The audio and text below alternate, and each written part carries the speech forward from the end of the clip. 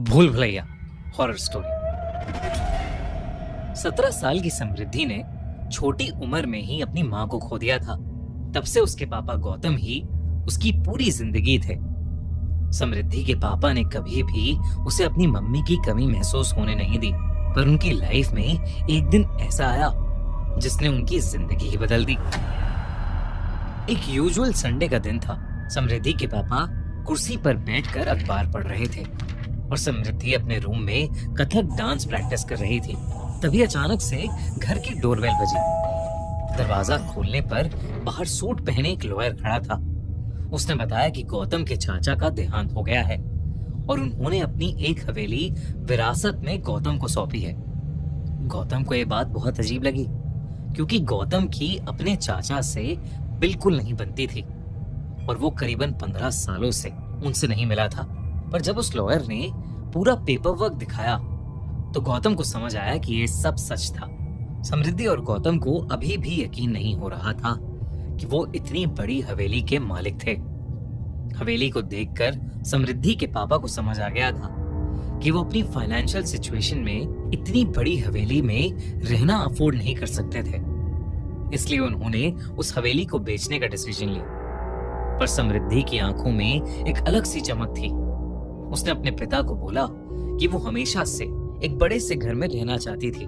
गौतम ने समृद्धि की खुशी देखकर कुछ समय उस हवेली में रहने का डिसीजन लिया। वो हवेली जितनी बाहर से खूबसूरत थी उतनी अंदर से भी। समृद्धि की खुशी का ठिकाना ही नहीं था। वो पूरी हवेली में घूम घूम कर हवेली के सभी कमरे देख रही थी।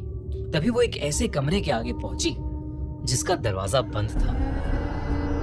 उस बड़े से दरवाजे पर एक बड़ा सा ताला लगा था और उस ताले पर संस्कृत में कुछ लिखा हुआ था। समृद्धि ने उस ताले पर जैसे ही हाथ लगाया उसे मानो बहुत जोर का करंट लगा। इससे पहले कि समृद्धि कुछ समझ पाती उसके पापा ने उसे आवाज लगाई और समृद्धि वापस मुड़कर अपने पापा के पास जाने लगी। पर चलते चलते समृद्धि के कानों में एक आवाज आई। उसके कानों में एक औरत हंसते हुए उसे पुकार रही थी।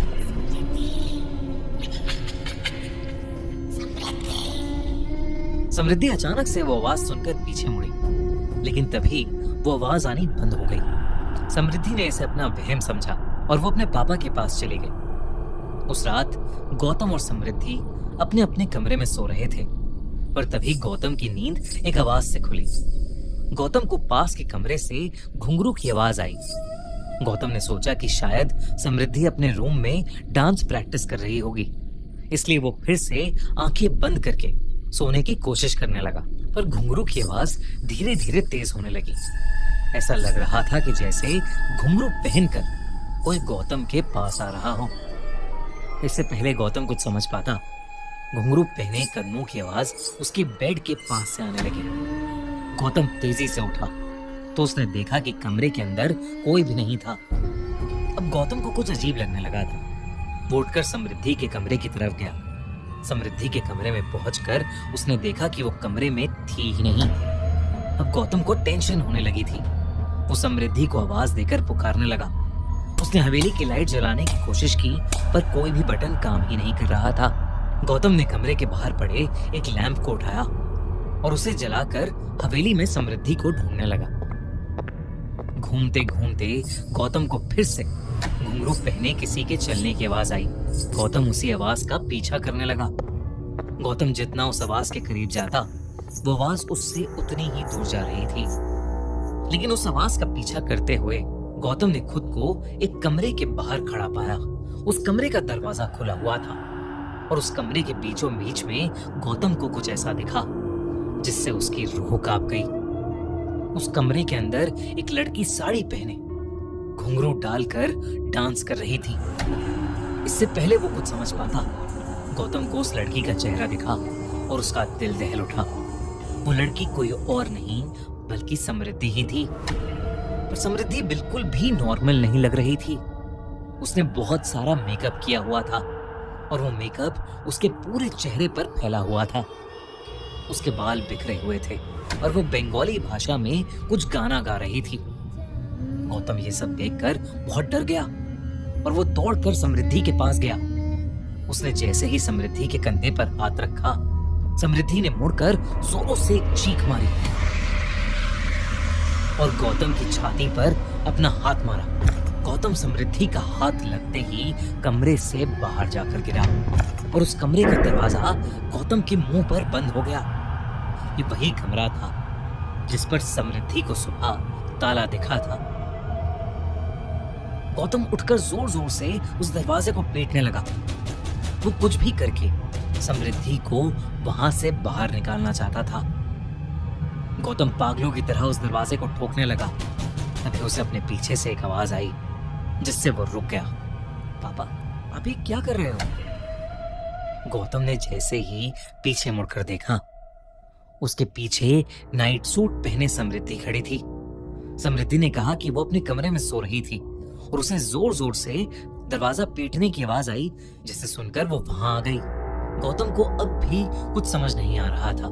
अगर समृद्धि अपने कमरे में ही थी तो उसे दिखाई क्यों नहीं दी, और उस कमरे के अंदर मौजूद वो लड़की कौन थी? इन सवालों से गौतम का सर फटने लगा था, पर वो समृद्धि को डराना नहीं चाहता था, इसलिए उसने समृद्धि को अपने कमरे में वापस जाकर सोने को कहा। गौतम पूरी रात नहीं सोया। सुबह होते ही वो हवेली के पास एक मंदिर में चला गया। गौतम भगवान में बहुत मानता था और उसने मंदिर में जाकर अपने साथ हुआ पूरा किस्सा भगवान की मूर्ति के सामने बोल दिया। गौतम नहीं जानता था कि मंदिर का पुजारी भी उसकी बातें सुन रहा है। जैसे ही गौतम मंदिर से जाने लगा, मंदिर के पुजारी ने उसे रोक कर पूछा कि आखिर वो रहता कहाँ है। और जब गौतम ने उसे बताया कि 2 दिन पहले ही वो पास वाली हवेली में रहने आया था, तो उस पुजारी का चेहरा सफेद पड़ गया। उसने गौतम को उस हवेली से तुरंत निकल जाने को कहा। जब गौतम ने पुजारी से बात की तो उस पुजारी ने बताया कि कई सालों पहले उस हवेली में एक राजा रहता था और मंजुलिका नाम की एक लड़की हवेली में नाच गाकर सबका मन बहलाती थी। पर धीरे धीरे राजा को मंजुलिका से लगाव होने लगा, पर मंजुलिका अपने साथ नाचने वाले एक साथी से बेहद प्यार करती थी। उस राजा को जैसे ही इस बात का पता चला, जलन और गुस्से की आग में उसने मंजुलिका और उसके साथी दोनों को ही जान से मार दिया। मंजुलिका की मौत हो गई, पर उसकी आत्मा उस हवेली में ही रह गई और आज भी मंजुलिका की गुस्से से भरी आत्मा उसी हवेली के एक कमरे में बंद है। गौतम को अब सब कुछ समझ आ गया था। जो कल रात को उसे दिखी वो कोई और नहीं बल्कि मंजुलिका थी, और अब उस हवेली में रहना उसके और समृद्धि के लिए खतरे से खाली नहीं था।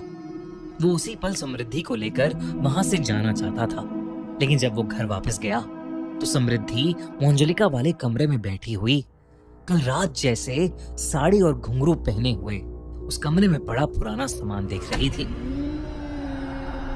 गौतम ने समृद्धि को वहां से चलने के लिए कहा, लेकिन समृद्धि वहीं रुकने की जिद करने लगी।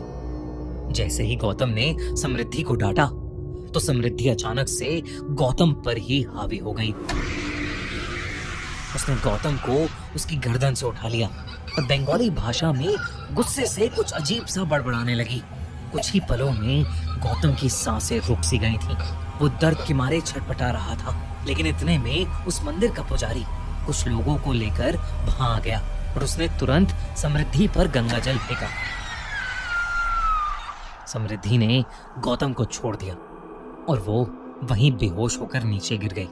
गौतम और उस पुजारी ने वहीं पूजा करके उस कमरे को फिर से ताले से बंद किया और गौतम समृद्धि को लेकर उस हवेली से हमेशा हमेशा के लिए चला गया। उस हवेली को बेचना क्या, उस हवेली के आसपास जाने का भी ख्याल गौतम ने अपने मन से निकाल दिया। समृद्धि को आज भी नहीं पता कि आखिर उन्होंने वो हवेली क्यों छोड़ी, और ना ही गौतम उसे उस हवेली को छोड़ने की वजह बताता है।